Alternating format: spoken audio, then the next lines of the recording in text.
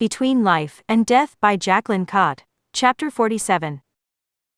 I dried my hands on the corner of my apron, while I leaned over the counter, trying to decipher the recipe written in Caleb's chicken scratch. Caleb never did much cooking. He had one signature dish, and this was it. The stubborn drawer resisted when I tried to pull it open.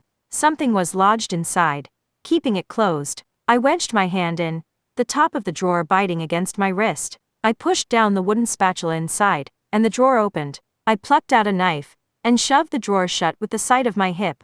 After I diced the red peppers and onions, I threw them into a sizzling pan over a dim fire, perfect for cooking over. I sautéed them in a thick layer of butter, scenting the kitchen in the smells of a homemade meal. I breathed them in, remembering when I would come home from training, and Caleb would be here, standing in this very spot, cooking this very dish. My gut twisted. I returned to the counter, and grabbed a bowl from a top shelf, inspecting it to ensure it was clean, then moved on to cracking eggs. Besides the crackling fire and sputtering frying pan, the cottage was quiet.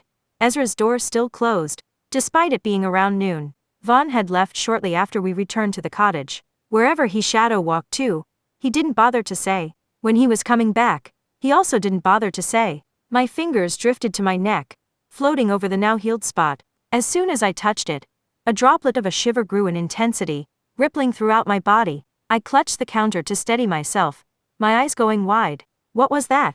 The smell of something burning wafted towards me. Cursing, I grabbed a towel, wrapped it around the handle of the pan, and took it off the fire. I eyed the sad, burnt crisps of peppers and onions and charcoal butter. Sighing, I dumped them out and started all over again. After lunch was done, I carried 2 heaping plates outside. I made your signature dish. I lowered the plate on top of his resting place, just beside his axe. I sat down on the lumpy ground, crossing my legs, and deep dived into a bit of sibling rivalry. Looks like the competition is on now. I shifted to a cocky tone. I'm not bragging, but I'm pretty sure I've got you beat. I waited for Caleb to reply, to make things interesting by raising the stakes, just as he usually did. When he didn't, I continued. Loser does dishes for a week. I nodded, confirming that was the deal, and cut into the ingredient-specific omelet with the side of my fork. I took my first bite. Tasting it, I let it sit on my tongue, but as I looked at my brother's untouched plate, it turned bland in my mouth. My shoulders drooped. It's not as good as yours. After I was done eating, I returned inside, and cleaned up my cooking-derived mess. When everything was clean and sparkling, I leaned against the counter, my hands spreading out behind me. I tilted my head to the side, eyeing Ezra's closed door. This was ridiculous. She had never slept in this long before. I took the dishcloth draped over my shoulder, flopped it over the sink, and trotted over to her door. I knocked gently against it before I propped it open, sticking my head through the crack in the door. Ezra? Clothes were strewn carelessly on the floor, creating a trail that led up to the bed. I eyed a suspicious pair of pants. They looked like a man's. My gaze shifted, moving to the carefully polished shoes that clearly also belonged to a man, one teetering on its side, and the other sitting upright, like their owner had been in a hurry to get them off. Ezra's head popped up from under the sheets, her gray hair wild, her milky white eyes even wilder. A second head darted up just behind her. I gasped. Joe gasped. Ezra flopped back down, her hand shooting out from the covers, dismissing me as if I were unwanted room service. Joe sat at the table, while Ezra bumbled around the kitchen, the hem of her robe dusting the floor. I stood by the dwindling fire, warming up lunch for the 2 apparent lovebirds. Joe cleared his throat, his voice solemn. I am sorry about Caleb.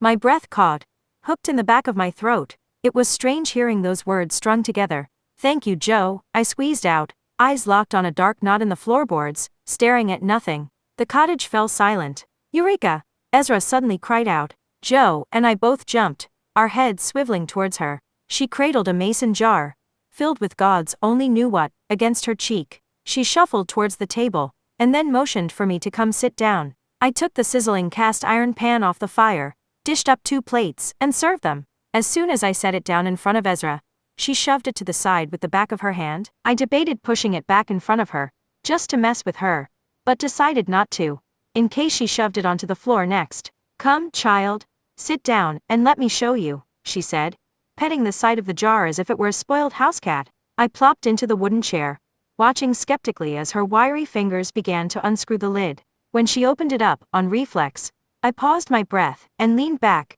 eyes darting over to Joe, who didn't appear to smell anything foul. I tested the air, daring a delicate sniff. I scented nothing, just the leftover smells from lunch, a sweet harmony of onions and peppers and spices. Ezra turned the jar over and dumped the contents out onto the table. Dirt came pouring out. I rolled my eyes, shifting to get up from the table. Patience, child, Ezra said, her head dipping close to the table as she shifted the dirt around, her finger hooking on a black string. Smiling, she yanked it up, revealing a dirty ring. Caleb's mother wasn't a day over 16 when she found out she was pregnant with him. She inspected the ring with her vacant eyes, turning it over in her aged hands, rubbing this spot and that.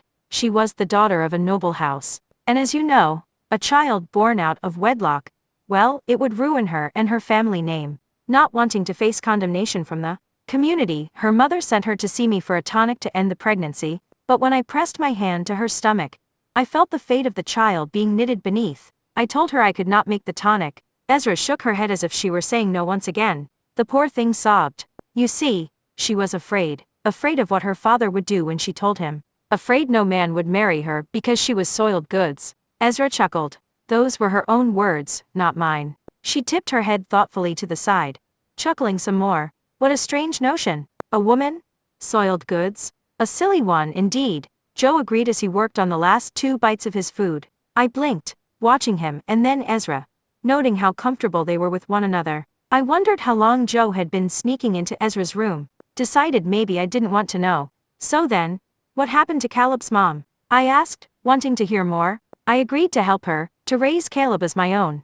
After a bit of persuading, her mother agreed to it as well. She told her husband that her daughter was going to visit an aunt and sent her to live with me for the next 8 months. After Caleb was born, she returned to her family home, just in time to learn that her father had accepted a request for her hand in marriage, a duke from the west, if memory serves correct. Before she was due to travel to her new home, she came by and gave me this ring. Ezra handed it to me. I took it, studied it in my palm. A thin gold band endorsed an intricate, scalloped bezel shaped like a flower. A sizable sapphire, oval in shape, was nestled in the bezel. I couldn't imagine what something like this must have cost. It was her engagement ring, Ezra added. Why did she give it to you? I asked, shifting the ring, watching how the light caught the sapphire, making it dance and twinkle, even with a layer of dirt on it. She asked me to sell it and use the money to give Caleb a good life. But I didn't need money to give Caleb a good life. It was the only thing I had of his mother.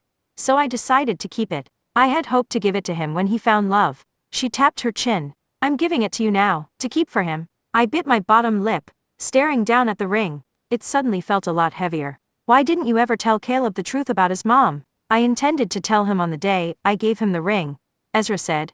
Her shoulders slumped down. But I never got the chance. Joe reached over the table and patted her hand. You did the best you could, firecracker. My eyes narrowed. Firecracker? Thank you, dear, Ezra said. It might have been the most mundane string of words I had ever heard come out of her. It was weird. All of this was weird. I looked down at the ring. What do I do with it? Ezra winked, her milky white orb staring right on past me. You keep it safe until you can return it.